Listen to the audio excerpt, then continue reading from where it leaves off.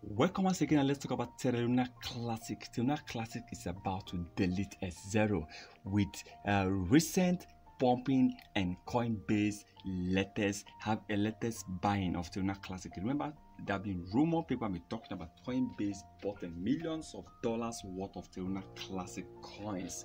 Now, I believe this recent pump of Terra Classic was actually pushed by whales, by big whales. Now, whales are already having much interest on Terra Classic token. Not just whales, we have other exchanges that are also having interest. Now, so many new people are coming in.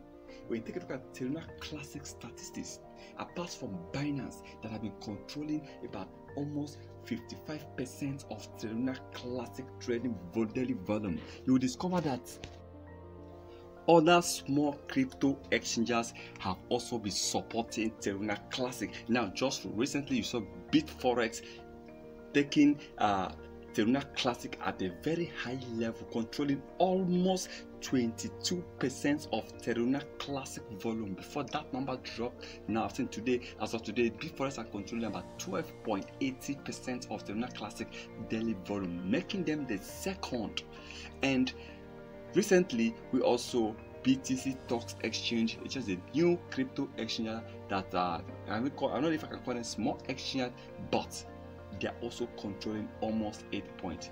When you take a look at other older ones like Kucoin controlling about 2%, you talk about crypto.com controlling about 1%, you see that these new exchanges that just listed Terra Classic are getting massive support, the holders are really buying Terra Classic massively, and that shows that if we can get new exchanges coming in to support this coin, to list Terra Classic, we are going to experience an increase in price, market cap.